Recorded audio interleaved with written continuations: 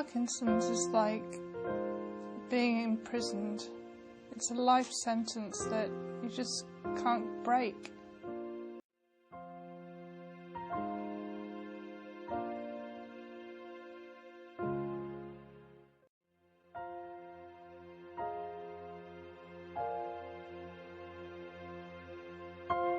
It's looking after a 2-year-old who, obviously, being a baby initially was very difficult.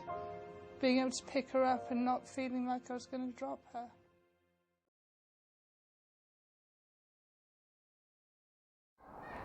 It was the 26th of August 2005, and John and I went to see the neurologist.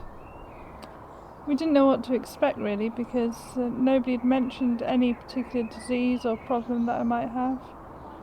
But we went in, I remember it perfectly.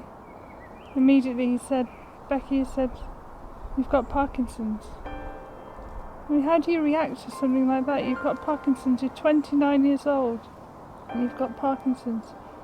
I just kept repeating in my head. I didn't hear anything else that was said in the consultation room. John had to sort of mentally take notes and usher me back into the car.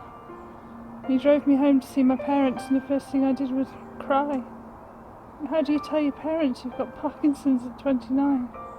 Because they immediately think it's their fault. It's nobody's fault, and nobody knows where it comes from.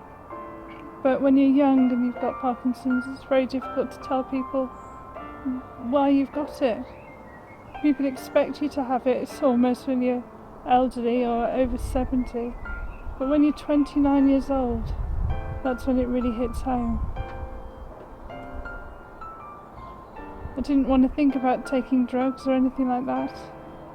John and I spoke about having a family and thought it's probably best that we did something about it sooner rather than later, because the prognosis is, who knows what the prognosis is.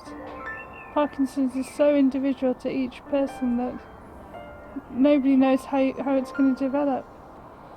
So we decided to have children and tried for almost 3 years, and eventually Molly came along, and 2 weeks later I was on drugs. And the reason we hadn't taken drugs is because nobody could tell us whether the drugs would affect an unborn child. And if people can't tell you that, then what do you do? It's a moral, it's an ethical dilemma.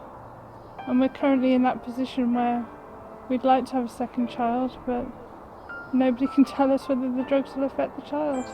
Why should somebody take that choice away from me? It's a choice that I wanted to have, but I no longer have it.